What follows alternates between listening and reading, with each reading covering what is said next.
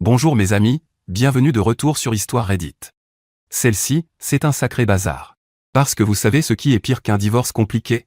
Un divorce compliqué où votre ex décide, parmi toutes les personnes sur cette planète, de sortir avec votre cousin.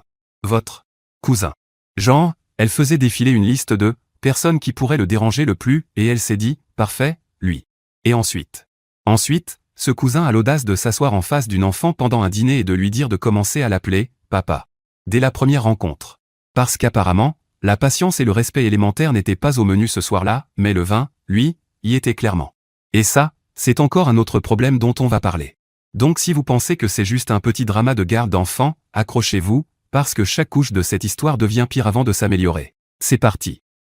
Mon ex sort avec mon cousin parce qu'elle est jalouse que notre fille apprécie ma petite amie, mais je demande la garde exclusive après un dîner où mon cousin veut que ma fille l'appelle papa. Mon ex-femme, Lorraine, 32 ans, et moi, 33 ans, nous nous sommes mariés à 24 ans. Tout s'est bien passé la première année. Nous avons tous les deux trouvé un emploi, loué un petit appartement près du centre-ville et passé nos week-ends dans des marchés de producteurs. Puis Lorraine est tombée enceinte. Ce n'était pas prévu, mais aucun de nous n'était mécontent de la nouvelle. Au contraire, nous étions très heureux. Notre fille est née quand nous avions 26 ans. Après sa naissance, tout a changé. Lorraine a quitté son travail pour rester à la maison avec le bébé, car nous ne pouvions pas compter sur de l'aide pour la garder. J'ai commencé à faire plus d'heures au travail pour compenser. À mon retour chaque soir, nous étions tous les deux tellement fatigués qu'il ne nous restait plus d'énergie pour autre chose. C'est ainsi que les relations s'usent, quand, au lieu de parler de choses intéressantes, on ne parle plus que des rendez-vous du bébé et du fait que son patron est insupportable. Les disputes ont commencé environ 6 mois après la naissance de notre fille. Lorraine disait que je n'aidais pas assez, ce qui n'était pas vrai, car le week-end, lorsque j'étais à la maison, je m'occupais de la grande majorité des choses pour ma fille. En semaine, c'était difficile, car je devais travailler entre 10 et 12 heures par jour. Elle disait que je ne comprenais pas à quel point il était difficile de rester seul avec un bébé toute la journée. La situation s'est rapidement envenimée. Nous avons essayé de faire fonctionner notre couple pour le bien de notre fille, mais lorsqu'elle a eu 2 ans, nous savions tous les deux qu'il valait mieux se séparer. Le divorce s'est déroulé de manière étonnamment fluide, car même si nous étions à bout l'un de l'autre, nous étions d'accord sur le fait que c'était mieux pour tout le monde, y compris pour notre fille. Nous avons convenu d'une garde partagée avec alternance chaque semaine. Ma fille passait une semaine avec moi et une semaine avec Lorraine. L'échange se faisait le dimanche à 18 h. Pendant les 4 années suivantes, cet arrangement a parfaitement fonctionné. Lorraine a trouvé un emploi, avec un peu d'aide familiale et des babysitters pour garder notre fille. De mon côté, j'ai été promu et j'ai aussi obtenu de l'aide, une aide qui n'était pas disponible pendant notre mariage, pour des raisons non pertinentes ici. Avec mon nouveau salaire et celui de Lorraine, il était plus facile d'embaucher de l'aide, en plus du soutien familial désormais disponible. De plus, notre fille passait environ 2 semaines par mois dans chaque maison, donc il n'y avait que 2 semaines à organiser pour savoir qui s'occuperait d'elle pendant nos heures de travail. Mes heures de travail ont également considérablement diminué, puisque je n'avais plus besoin de gagner autant d'argent. Nous restions cordiaux lors des échanges et pour toute coordination concernant notre fille au téléphone. Nous fréquentions parfois d'autres personnes, mais rien de sérieux. Nous avions une règle tacite, ne pas présenter notre fille à quelqu'un sauf si la relation était sérieuse. Notre fille allait bien, elle ne s'est jamais plainte de cette organisation. Elle avait sa propre chambre dans chaque maison, ses jouets, ses habitudes. Il semblait que nous avions accompli l'impossible, un divorce qui n'a pas détruit notre enfant. Il y a 1 an, j'ai rencontré ma petite amie, 29 ans. Je l'aimais beaucoup, mais surtout, elle semblait apprécier l'idée que j'ai une fille. Après 6 mois de relation, j'ai compris que c'était différent de tout ce que j'avais connu depuis le divorce. J'ai demandé à Lorraine si elle était d'accord pour qu'elle rencontre notre fille, et elle a dit qu'il n'y avait aucun problème. Je voulais que tout se passe le plus harmonieusement possible pour tout le monde. Ma petite amie a rencontré ma fille pour la première fois, et elles se sont immédiatement très bien entendues, peut-être même un peu trop bien. À partir de ce moment-là, elle a commencé à être présente dans la vie de ma fille. Elle venait parfois passer la nuit. Lorsque c'était ma semaine avec ma fille, elle partageait des moments ensemble, comme regarder un film ou même faire les devoirs. Lorraine appréciait même passer du temps avec ma fille et moi, et tout se déroulait très bien, jusqu'à ce que les problèmes avec mon ex commencent. Un jour, elle m'a demandé de la rencontrer pour discuter de quelque chose d'important concernant notre fille. Nous avions l'habitude de communiquer par téléphone ou lors des échanges, donc cela semblait sérieux. Elle voulait me dire qu'elle souhaitait rencontrer ma petite amie avant que les choses n'aillent plus loin. Je ne comprenais pas pourquoi c'était nécessaire, mais Lorraine a insisté, affirmant que c'était pour la sécurité et le bien-être de notre fille. J'ai organisé un déjeuner pour qu'elle se rencontre, ce que ma petite amie a accepté, car elle voulait que tout se passe bien. Le déjeuner a eu lieu 2 semaines plus tard. Ma petite amie, Lorraine et moi étions assis à une table dans un coin pour discuter tranquillement, et quelle bonne idée cela a été. La conversation était rigide. Lorraine posait des questions à ma petite amie sur son travail, son enfance, sa famille. Plus qu'un déjeuner, cela ressemblait à un entretien pour un poste ultra sensible. Ma petite amie a répondu à tout avec politesse, même si cela m'a semblé un peu déplacé. À la fin, Lorraine a dit qu'elle semblait correcte, mais qu'elle attendait de moi que je fasse attention à l'exemple que je donnais à notre fille. Lorsque je lui ai demandé ce qu'elle voulait dire, elle a répondu qu'elle voulait simplement le meilleur pour notre fille. Dans les semaines qui ont suivi, j'ai remarqué que les messages de Lorraine devenaient plus courts et plus froids. Elle a commencé à demander de changer les jours de garde à la dernière minute, ce qu'elle n'avait jamais fait auparavant. Il y a 3 semaines, Lorraine s'est présentée chez moi un vendredi après-midi pour parler. C'était sa semaine, donc j'étais seul et notre fille était chez un membre de la famille de Lorraine. Je l'ai emmenée dans la cuisine. Elle avait l'air nerveuse mais aussi provocante, comme si elle se préparait à se battre. Elle devait me dire quelque chose avant que je ne la prenne ailleurs, elle fréquentait quelqu'un, et ce n'était pas quelque chose de léger, c'était sérieux. J'ai répondu que ça ne posait pas de problème, puisque je l'avais toujours encouragée à sortir avec quelqu'un quand elle se sentirait prête. Mais quand elle a dit « sérieux », elle voulait dire « sérieusement problématique », car il s'agissait de mon cousin. Je suis resté figé à la regarder. Mon cousin, 28 ans, est le fils de la sœur de ma mère. Enfant, nos familles vivaient dans le même quartier. On pourrait dire que je n'avais pas de frères et sœurs compétitifs, mais mon cousin a rempli ce rôle toute notre enfance. Après le divorce, il a commencé à m'écrire davantage. Il voulait aller boire des bières, rattraper le temps perdu, faire comme si nous étions proches. Je l'ignorais la plupart du temps, car j'étais déjà occupé par mon travail et ma fille. J'ai demandé à Lorraine depuis combien de temps ça durait, et elle a répondu 1 mois. Ils se sont rencontrés dans un parc, ont commencé à discuter, ont échangé leurs numéros, et le reste appartient à l'histoire. Elle affirmait qu'ils avaient une vraie alchimie et qu'elle n'allait pas s'excuser de continuer sa vie. Je lui ai dit que je me fichais de qui elle fréquentait, mais que mon cousin était un très mauvais choix. Et là, vous allez dire, oh, l'auteur du post est juste jaloux, mais croyez-moi, mon cousin est quelqu'un de problématique. Elle s'est mise sur la défensive et m'a dit que je n'avais aucun droit de donner mon avis sur ses relations. J'ai répondu d'accord, mais qu'elle devait le tenir éloigné de ma fille jusqu'à ce que je sois à l'aise. Pour elle, ce n'était pas juste, puisque j'avais présenté ma fille à ma petite amie. J'ai souligné que j'avais demandé la permission avant de le faire. Ma relation était plus sérieuse, et il serait déroutant pour notre fille de voir sa mère sortir avec mon cousin. Elle a répondu qu'elle s'en fichait et qu'elle ferait pareil. Puis elle a insisté davantage, disant qu'elle allait emmener notre fille dîner avec mon cousin ce soir-là. J'ai refusé catégoriquement, mais elle a répondu que c'était sa semaine de garde et qu'elle ferait ce qu'elle voulait. Pour moi, elle agissait de manière irresponsable, pour elle, j'étais simplement autoritaire. La discussion s'est terminée ainsi, et Lorraine est partie. Je n'ai pas dormi de la nuit. J'ai regardé mon téléphone en espérant un message disant qu'elle avait changé d'avis. Rien. Le lendemain, samedi, Lorraine a ramené notre fille chez moi à 10h du matin. Elle n'était pas censée la ramener avant dimanche après-midi. Apparemment, notre fille était restée silencieuse toute la matinée et n'avait parlé que pour demander à venir chez moi. Lorraine pensait qu'elle ne se sentait pas bien. J'ai fait entrer ma fille, et Lorraine est repartie. Ma fille est allée directement dans sa chambre sans dire un mot. Je l'ai suivie et je l'ai trouvée assise sur le lit, fixant le sol. Je lui ai demandé si elle allait bien. Elle n'a pas répondu pendant plusieurs minutes, puis elle a commencé à pleurer. Il m'a fallu presque 1 heure pour comprendre toute l'histoire. Le dîner avait lieu dans un restaurant près de l'appartement de Lorraine. Mon cousin les attendait déjà. Pendant le repas, il l'appelait « ma chérie » et « petite » d'une manière qui la mettait mal à l'aise. Puis il a commencé à plaisanter en disant qu'il était son « nouveau papa ». Il lui a dit qu'elle devrait s'entraîner à l'appeler « papa » au lieu de l'appeler par son prénom. Ma fille a cru qu'il plaisantait et a ri, mais il a insisté. Maintenant qu'il était avec Lorraine, il serait toujours présent et ce serait plus simple si elle commençait tout de suite à l'appeler « papa ». Ma fille a répondu qu'elle avait déjà un père. Mon cousin a répliqué « oui, mais maintenant tu as 2 papas, c'est génial, non ?» Ma fille a regardé Lorraine pour obtenir de l'aide, mais Lorraine a continué à manger sa salade sans rien dire. Mon cousin est devenu plus insistant, disant que si ma fille compliquait les choses, cela rendrait la situation difficile pour tout le monde. Il n'a pas élevé la voix, mais le ton montrait clairement que ce n'était plus une plaisanterie. Ma fille est restée silencieuse pendant le reste du dîner. En rentrant chez Lorraine, elle a demandé à venir chez moi, mais Lorraine lui a dit que ce n'était pas possible et qu'elle devait rester jusqu'à dimanche. Ma fille s'est endormie en pleurant. Le lendemain matin, elle a de nouveau demandé à partir. Lorraine a finalement cédé et l'a ramenée chez moi. Après m'avoir tout raconté, ma fille m'a demandé si elle devait retourner chez Lorraine la semaine suivante.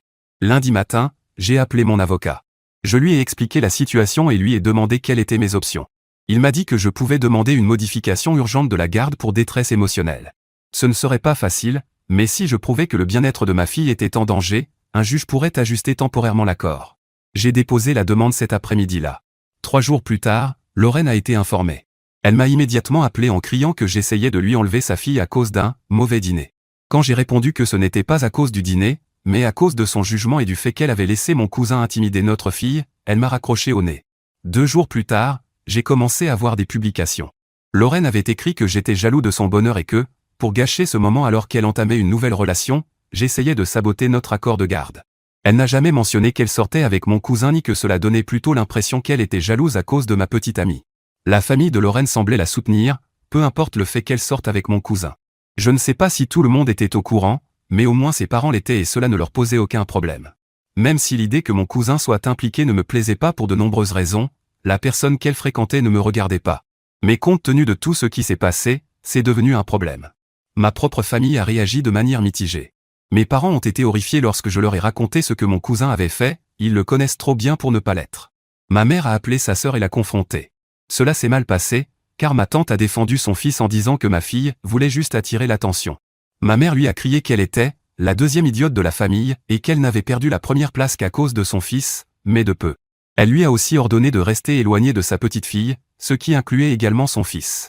Mon père m'a aussi soutenu, mais pour lui, le fils de sa sœur n'était pas le seul problème, même s'il pensait exactement comme ma mère. Le problème est le suivant, mon cousin a eu une adolescence compliquée, avec des problèmes de consommation de substances. Principalement de l'alcool, mais on ne peut pas exclure d'autres choses durant cette période de sa vie. Aujourd'hui, il affirme être sobre, et je peux presque le croire, mais j'aurais préféré que Lorraine prenne les choses plus lentement au lieu de se précipiter. En réalité, tout cela ressemble trop à une coïncidence pour être une relation née naturellement. Lors de nos disputes, elle a mentionné des choses qui me font penser qu'elle est jalouse de ma petite amie. Pas à cause de moi, mais parce que celle-ci s'entend bien avec notre fille. Cependant, ma fille n'a jamais appelé ma petite amie « maman », du moins pas devant nous. C'est comme si Lorraine essayait de gagner une sorte de compétition, pour savoir quel partenaire d'un des parents l'enfant préfère, ou quelque chose comme ça. L'audience pour la garde est prévue le mois prochain. Mon avocat dit que nous avons un dossier si ma fille est affectée par tout cela, mais que ce n'est pas gagné si elle n'a pas subi un véritable traumatisme. De plus, Lorraine a été une bonne mère en général, et les juges n'aiment pas retirer un enfant à sa mère sans preuve claire de danger. Le témoignage de ma fille sera crucial, mais cela inquiète mon avocat. Ma petite amie m'a beaucoup soutenu dans tout cela, elle reste davantage chez elle pour me laisser de l'espace. Elle m'a dit qu'elle comprendrait si je voulais mettre notre relation en pause jusqu'à ce que la situation soit réglée. Même si je l'ai remerciée pour ce geste, je préfère l'avoir à mes côtés en ce moment. Depuis ce dîner, ma fille est devenue très dépendante de moi et ne veut pas retourner chez sa mère. J'ai essayé de lui expliquer ce que signifie l'accord de garde, mais je ne sais pas si elle a vraiment compris. La seule chose qu'elle répète, c'est qu'elle ne veut pas retourner chez sa mère et qu'elle ne veut plus revoir mon cousin. Elle le connaissait lors d'événements familiaux, mais elle n'avait jamais vécu quelque chose comme ça. En fait, je commence à penser qu'il y a autre chose derrière tout ça que le simple fait de la pousser à l'appeler « papa ». Édition, je pense que détailler ce que mon cousin a fait pendant sa période d'addiction n'en vaut pas la peine. Sa mère sait très bien de quoi il s'agit, puisqu'elle a dû le vivre.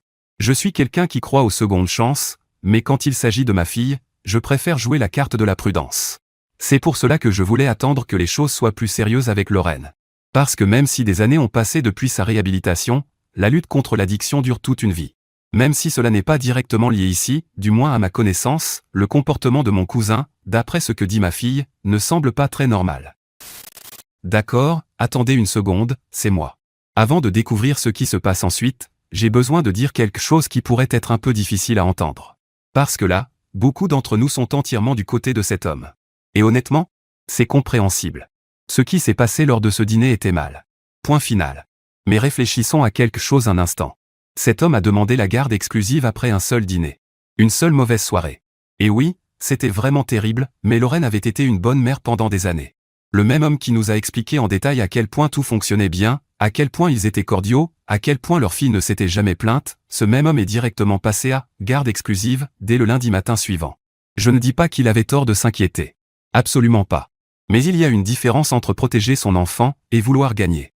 Et parfois, quand on est blessé, parce que soyons honnêtes, découvrir que son ex sort avec son cousin, ça fait mal, peu importe ce qu'on se raconte, on habille notre colère avec le langage de la protection. La fille était bouleversée. Elle avait besoin de sécurité et de réconfort. Mais avait-elle besoin que tout le système judiciaire soit mobilisé immédiatement? Ou avait-elle besoin de 2 parents capables de communiquer comme des adultes, d'abord? La vérité inconfortable, c'est que même les bonnes personnes prennent de très mauvaises décisions lorsque leur ego entre en jeu. Et parfois, on ne sait plus faire la différence entre protéger quelqu'un qu'on aime et protéger sa propre fierté. C'est le miroir le plus difficile à regarder. Mise à jour 1. L'audience pour la garde a eu lieu hier. Je dois tout écrire pendant que c'est encore frais, parce que je n'arrive pas à croire ce qui s'est passé dans cette salle. Les semaines précédentes ont été difficiles. Ma fille est restée avec moi tout ce temps, car un accord temporaire avait été accordé jusqu'à ce que tout soit résolu. Le juge l'a accepté après une rencontre préalable entre ma fille et un travailleur judiciaire. Lorraine avait des visites surveillées 2 fois par semaine dans un centre familial en ville.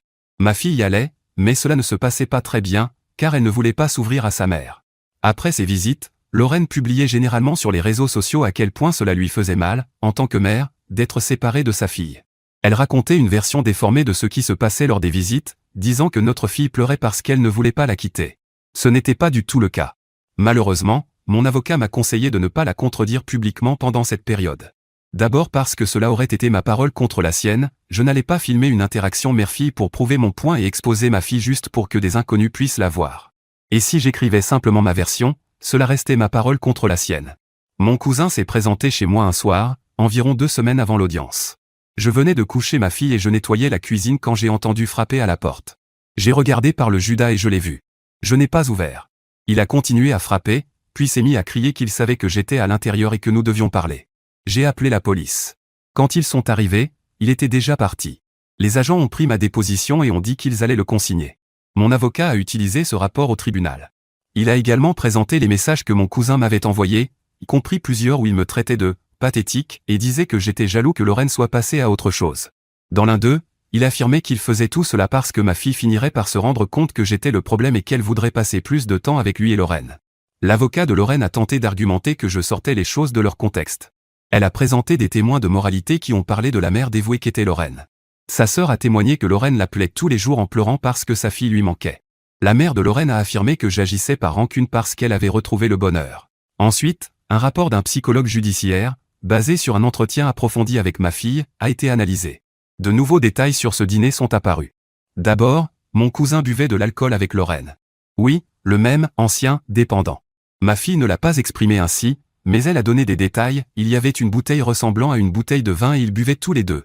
Ensuite, mon cousin était bien plus agressif que ce que ma fille m'avait raconté au départ. Elle avait peur de le dire, mais elle s'est confiée aux professionnels spécialisés dans ce type de situation. Enfin, leur comportement était inapproprié devant elle. Surtout mon cousin, qui était beaucoup trop affectueux avec Lorraine, même si elle semblait essayer de lui dire non. C'est ce que nous avons pu comprendre à partir du récit d'un enfant, et cela donnait une image assez inquiétante.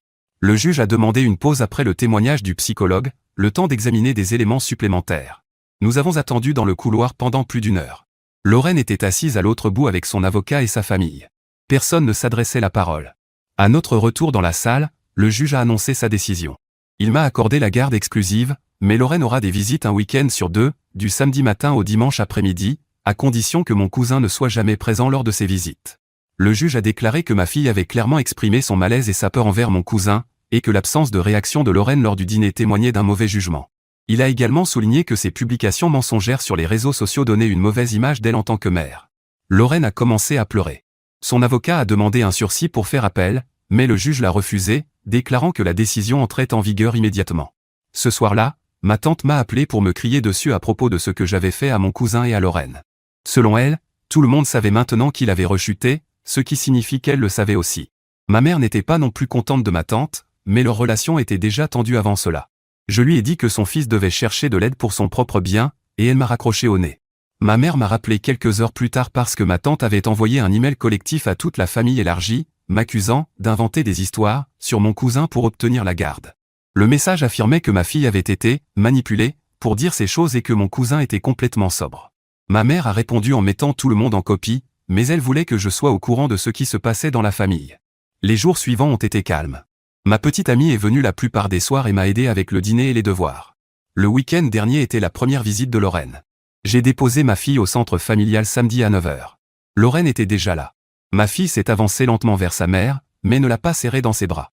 Lorraine a essayé de lui parler, mais ma fille se contentait de hocher la tête. Elles sont parties ensemble, et je suis reparti attendre ces 24 heures. Il est clair que je n'aime pas cette situation, mais c'est ce que le juge a décidé. Ce soir-là, ma fille m'a dit que Lorraine avait beaucoup pleuré pendant la visite et n'arrêtait pas de lui demander pourquoi elle avait dit ces choses au juge. Lorraine lui a dit qu'elle l'avait blessée et qu'elle avait fait croire à tout le monde qu'elle était une mauvaise mère. Mon avocat est déjà au courant de tout cela. Hier, j'ai reçu un message de mon cousin. Il disait que Lorraine avait rompu avec lui et qu'il me tenait responsable de la destruction de leur relation. Selon lui, Lorraine était complètement dévastée depuis qu'elle avait perdu la garde partagée et qu'elle n'était plus capable de gérer une relation. J'ai bloqué son numéro après avoir lu ça. Ce matin, mon avocat m'a appelé. L'avocat de Lorraine l'a contacté pour modifier le calendrier des visites, car Lorraine souhaite revenir à l'ancien système. Son argument est que ma fille s'est déjà adaptée et que tout s'est calmé, donc il n'y a plus de raison de limiter les visites. Nous avons répondu non, ce genre de situation ne s'adapte pas au changement d'humeur de Lorraine. J'ai également demandé à ma fille, le lendemain matin au petit déjeuner, si elle voulait passer plus de temps avec sa mère. Elle a répondu qu'elle ne savait pas. Je lui ai demandé si elle se sentait en sécurité chez Lorraine, et elle a répondu oui, mais seulement si mon cousin n'était pas là. Je lui ai expliqué qu'il ne serait pas autorisé à être présent pendant les visites, et elle m'a demandé comment je pouvais en être sûr. Quand je lui ai dit que c'était une décision du juge, elle a réfléchi un moment et m'a demandé si on pouvait laisser les choses telles qu'elles sont. Si Lorraine veut modifier l'accord, elle devra déposer une nouvelle demande et nous retournerons au tribunal. Pour l'instant, tout reste inchangé. Les réseaux sociaux de Lorraine sont silencieux depuis qu'elle a supprimé ses publications. Je ne sais pas si elle l'a fait parce que c'était la bonne chose à faire ou pour donner une meilleure image. Au final, même lors de la visite qu'elle a eue, elle a de nouveau fait pression sur notre fille pour qu'elle ne dise pas des choses qui pourraient la faire mal paraître. Mon avocat m'a conseillé d'attendre et de voir comment Lorraine se comportera lors des prochaines visites. Avec ce genre de comportement, il est même possible qu'on lui retire aussi ses droits de visite, donc il vaut mieux attendre. Mise à jour 2. Lorraine a déposé une demande d'audience pour modifier la garde il y a 3 semaines. La date est prévue le mois prochain. Son avocat a envoyé un dossier volumineux, comprenant des attestations de sa famille, une évaluation psychologique qu'elle a passée volontairement, ainsi qu'une déclaration de la conseillère qu'elle consulte. En résumé, ils affirment qu'elle a fait le travail pour répondre aux préoccupations soulevées lors de la précédente audience et qu'elle mérite une garde partagée. Mon avocat a examiné l'ensemble et m'a dit que son dossier était plus solide qu'il ne l'aurait souhaité. L'évaluation psychologique ne montre aucun signal d'alerte. La conseillère explique que Lorraine travaille sur la situation et apprend à établir de meilleures limites. Sa famille affirme qu'elle a toujours été une mère dévouée et que l'accord actuel est trop restrictif. Mais quelque chose d'inattendu s'est produit. Il y a 2 semaines, ma fille était en visite habituelle chez Lorraine. Je l'ai déposée samedi matin comme d'habitude. Tout semblait normal. Le dimanche après-midi, lorsque je suis venu la récupérer, ma fille était à nouveau silencieuse, mais pas renfermée comme avant. Elle semblait pensive, pas effrayée. Nous sommes rentrés à la maison et elle est allée dans sa chambre pour ranger son sac. Quelques minutes plus tard, elle est venue dans la cuisine, où je commençais à préparer le dîner, et m'a demandé si on pouvait parler. Je me suis assis avec elle et j'ai attendu. Ma fille m'a dit que quelque chose s'était passé chez Lorraine ce week-end-là. Les parents de Lorraine étaient là la majeure partie du samedi. Ils avaient apporté de la nourriture et passé l'après-midi à la regarder jouer dans le jardin. Tout allait bien jusqu'à ce que ma fille entende Lorraine et sa mère discuter dans la cuisine pendant qu'elle allait chercher un verre d'eau. La mère de Lorraine lui disait d'arrêter d'être aussi émotive pendant les visites, car cela mettait ma fille mal à l'aise. Lorraine a répondu qu'elle ne pouvait pas s'en empêcher, parce qu'elle lui manquait et que la situation était insupportable. Puis Lorraine a dit à sa mère qu'elle n'aurait jamais dû se mettre avec mon cousin, que c'était une décision stupide prise par dépit. En me voyant avancer avec ma petite amie et en voyant à quel point ma fille était heureuse avec elle avait voulu me faire du mal en retour.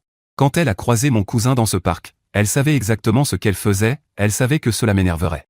Ma fille, qui avait tout entendu, n'a pas tout compris, mais elle a compris que Lorraine était avec mon cousin uniquement pour m'agacer. Le lendemain matin, j'ai appelé mon avocat et lui ai expliqué ce que ma fille avait entendu. C'était utile, mais la situation restait complexe pour un enfant de son âge. Ce n'était pas la même chose que quelque chose qu'elle avait vu de ses propres yeux, mais plutôt quelque chose qu'elle avait entendu. Mais ensuite, autre chose s'est produit. Mon cousin a été admis de nouveau en centre de désintoxication. Ce ne serait pas surprenant, sauf qu'il a accepté, dans le cadre de son programme, de réparer ses torts, notamment en m'envoyant une lettre d'excuse pour ce qu'il a fait.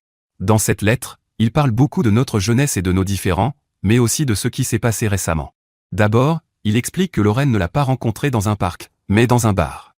C'est là qu'ils ont eu leur premier rendez-vous, après qu'elle l'a contacté. Pour être absolument clair, Lorraine connaissait ses problèmes d'addiction. Et même si ce n'était pas son idée d'aller là-bas, cela aurait dû être le premier signal d'alarme qu'un addict vous propose d'aller dans un bar.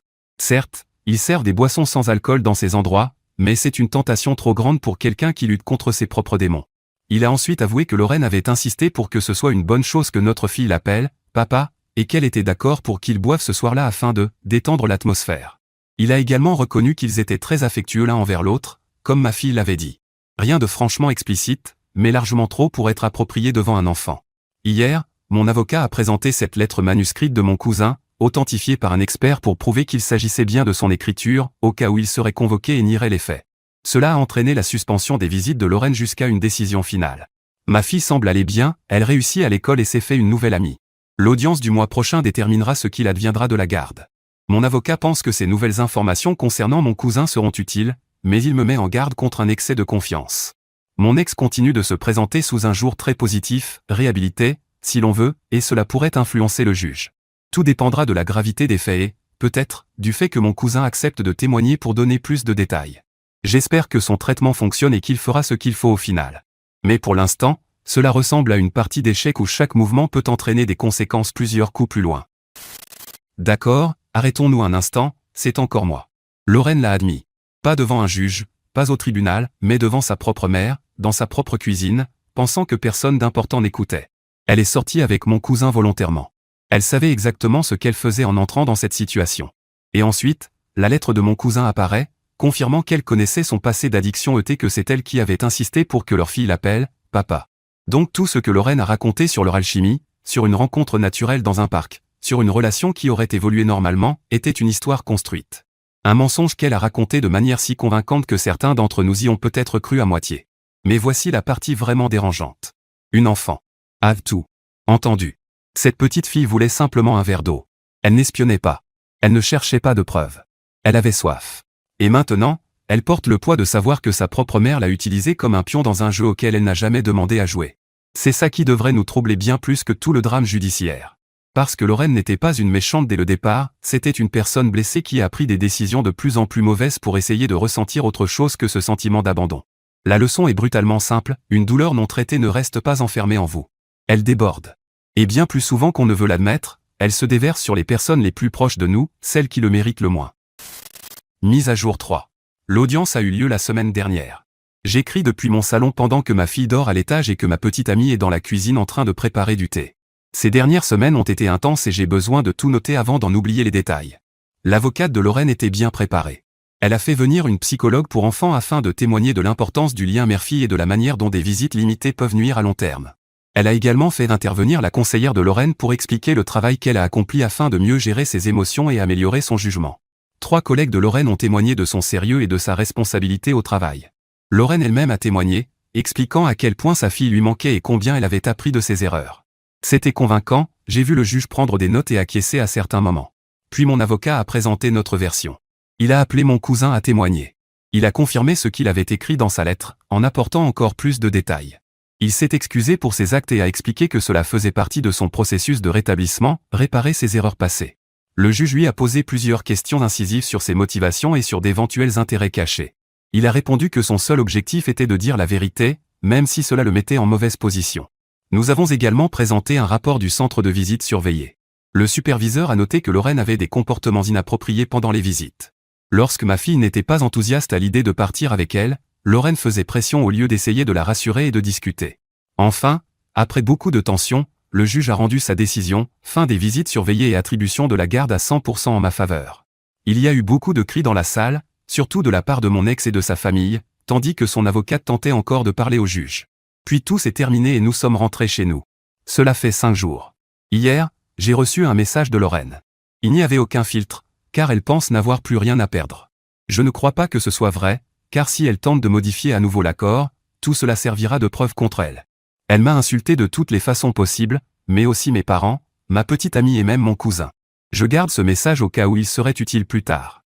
Mon cousin a terminé sa cure de désintoxication, et maintenant commence la partie la plus difficile, rester sobre sans le soutien constant que ces centres offrent. Ma tante ne parle plus à ma mère pour le moment, mais j'ai quelques informations grâce à d'autres membres de la famille. D'une certaine manière, même si je préfère rester très éloigné de mon cousin, j'espère sincèrement qu'il s'en sortira. Les addictions ne sont pas une plaisanterie. Cependant, en ce qui me concerne, je garderai mes distances, surtout lorsqu'il s'agit de ma fille. La relation entre ma petite amie et ma fille s'est renforcée. Ma fille lui demande désormais son avis, quoi porter pour l'école, comment dessiner un animal, si une blague est drôle. Ma petite amie ne remplace pas Lorraine, mais elle est devenue une personne importante dans la vie de ma fille. Je l'apprécie énormément, car je sais à quel point il est difficile de sortir avec quelqu'un qui a un enfant. Cela ne l'a pas affectée directement, mais elle a été présente pour moi dans mes moments les plus difficiles. Hier soir, ma fille m'a demandé si j'allais épouser ma petite amie. Je lui ai demandé d'où venait cette idée. Apparemment, une amie à l'école lui a dit que lorsqu'un père a une petite amie depuis longtemps, ils finissent généralement par se marier. Cela m'a complètement surpris. Je n'y avais pas vraiment pensé, mais maintenant je ne peux pas m'empêcher de me poser la question. Je ne le ferai pas tout de suite, mais je pense que ma fille a un point valable. Cependant, je crois qu'il est encore trop tôt pour franchir cette étape. Je ne sais pas si la situation actuelle va durer ou si Lorraine demandera une modification à l'avenir. Je ne sais pas non plus si mon cousin va rester sobre ou retomber dans ses anciennes habitudes. Mais je suis certain que cette histoire touche à sa fin et que je n'aurai probablement rien de nouveau à raconter pendant un moment. Mise à jour 4. Pour situer dans le temps, la dernière fois que j'ai posté ici remonte à un peu plus de 3 ans. Je fais donc une mise à jour sur ma vie, si cela est autorisé sur ce forum. Je veux parler de ma vie actuelle, de ma fille, ainsi que de mon ex et de mon cousin. Ma fille va très bien, elle s'épanouit malgré le fait qu'elle soit toujours éloignée de sa mère. Lorraine a essayé d'obtenir un accord pour pouvoir la voir, et elle y est partiellement parvenue, mais j'y reviendrai plus tard. L'essentiel est que ma fille va bien et qu'elle n'a pas remplacé sa mère par ma femme actuelle, contrairement à ce que Lorraine et d'autres semblaient penser. Je dirais que leur relation ressemble davantage à celle de deux amis, je ne sais pas vraiment comment l'expliquer, mais elles semblent comme des sœurs ou des meilleures amies. J'ai épousé ma petite amie il y a environ 6 mois, après plus de 3 ans de relation. Finalement, je lui ai fait ma demande, comme je l'avais évoqué dans une précédente mise à jour, mais bien plus tard.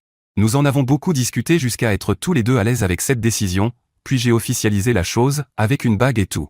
Ma fille était la plus enthousiaste de tous, elle a dansé à mon mariage avec moi, ma femme, mes parents et tous ceux qui avaient encore assez d'énergie pour suivre son rythme.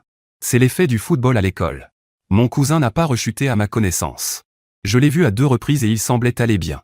Il s'est excusé auprès de moi, mais il n'a pas revu ma fille, et cela restera ainsi par ma décision. Lors de ces 2 occasions, ma fille n'était pas présente.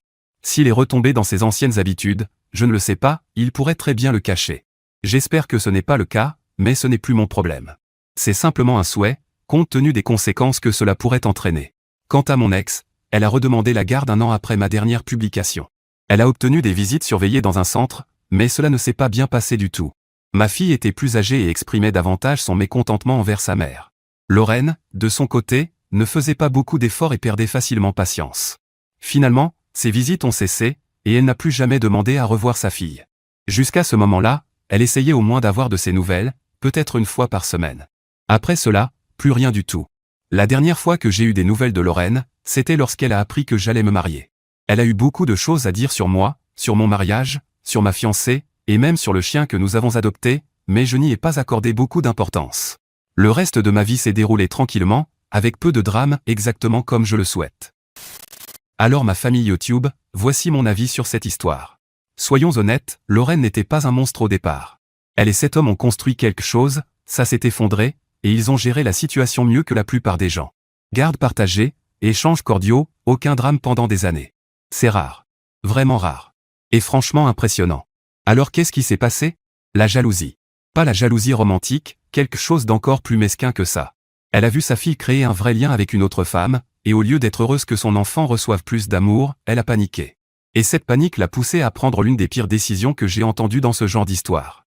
Sortir avec le cousin uniquement pour provoquer une réaction? Lorraine l'a pratiquement admis elle-même. Elle l'a dit à voix haute, à sa propre mère, dans sa propre cuisine, sans savoir que sa fille écoutait. C'est ça avec la vérité, elle finit toujours par sortir, d'une manière ou d'une autre. Maintenant, parlons du cousin. Oui, l'addiction est réelle. Oui, la guérison est difficile. Et non, je ne vais pas minimiser ça. Mais arriver à un premier dîner avec une enfant, boire de l'alcool, et lui mettre la pression pour qu'elle t'appelle « papa », ce n'est pas une erreur passagère. C'est un problème de caractère qui existait bien avant l'alcool. La vraie leçon ici, vos enfants observent toujours. Toujours. Cette petite fille a entendu des choses qu'elle n'aurait jamais dû entendre, vu des choses qu'elle n'aurait jamais dû voir, et pourtant, elle a réussi à les exprimer assez clairement pour changer complètement l'issue de cette affaire. Les enfants sont bien plus lucides que les adultes ne le pensent. Et la leçon encore plus importante, quand vous laissez l'amertume guider vos décisions, vous ne faites pas que blesser l'autre. Vous vous blessez vous-même. Et pire encore, vous blessez vos enfants. Lorraine a perdu des années avec sa fille en cherchant simplement à provoquer une réaction chez son ex. Quant à cet homme et sa fille, ils semblent sincèrement aller bien. Et parfois, après tout ce chaos, aller bien, c'est déjà tout. Alors les amis, dites-moi ce que vous en pensez dans les commentaires. Et merci d'avoir regardé Histoire Reddit. N'oubliez pas de liker et de vous abonner. On se retrouve dans la prochaine vidéo.